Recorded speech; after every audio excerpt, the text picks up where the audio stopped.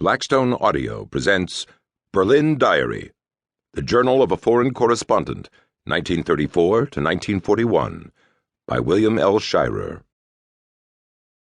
To Tess, who shared so much. Forward to the John Hopkins edition. At the end of the 1930s, The New Yorker published a cartoon by James Thurber, showing a woman looking up from a newspaper and asking her husband, "Who is this Hitler, and what does he want?"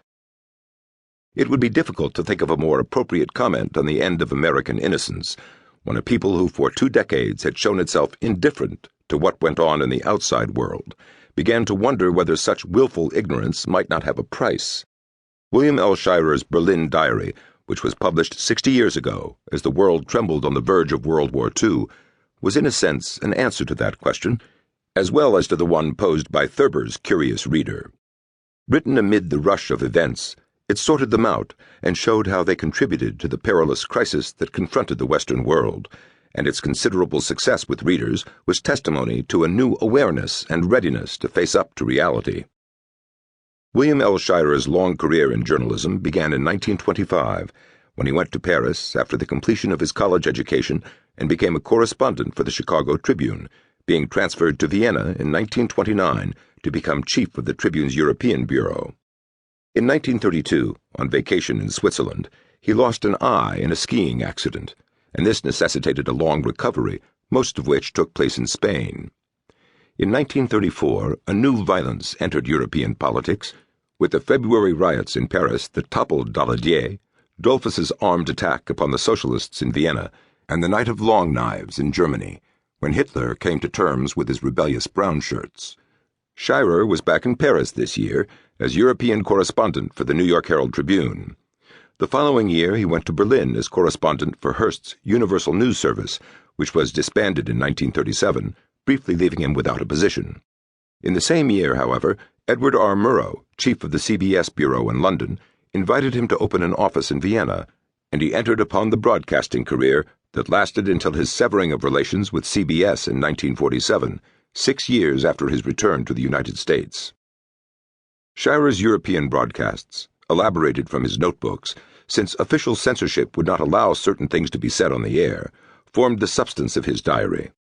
Readers of this new edition must remember the peculiar pressures under which he worked and wrote, and they must remind themselves constantly that he was writing in medias rebus about issues that were still unresolved and questions that had not yet been answered.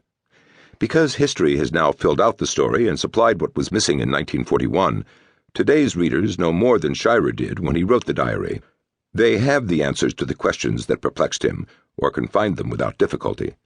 Remembering this, one cannot help being struck by the penetration and soundness of his judgments on contemporary affairs. The figure that dominates the diary is that of Adolf Hitler, whose thought and intentions were still widely unknown when Shirer began to write. Mein Kampf, the best source of information on these things, did not yet exist in a good English or French translation at the time Shirer wrote. There was still a tendency, moreover, among those whom Shirer calls visiting butter and egg men, and some members of the press, to underestimate the German leader, or even to regard him as a figure of fun. Intent on correcting this dangerous impression, Shirer from the beginning took Hitler with utmost seriousness, seeing him as a tactician of great skill and a master of dissimulation. He was fascinated by the consistency of the Führer's policy from the so-called Saturday surprises onward, and as early as 1937 was convinced that he was bent on dominating Europe. Nor was there any doubt in Shirer's mind that the German people would follow their leader wherever he led them. It was true that many Germans disliked some features of Nazism, and that they were tired of rationing and the constant forced contributions for winter aid and the like. The attacks on the Jews also were never popular, although resistance to them was always muted. But none of this diminished the pride that Germans as a whole took in Hitler's undoubted accomplishment in the field of economic growth and foreign policy. Germany might not have been greatly liked abroad, but it had gained universal respect, and most Germans attributed that to Hitler. This popular support was part of what Shirer called the dynamics of the National Socialist movement. He admits that when he first saw Hitler at the Nuremberg Party rally of 1934, "For the life of me I could not quite comprehend what hidden springs he undoubtedly loosed in the hysterical mob which was greeting him so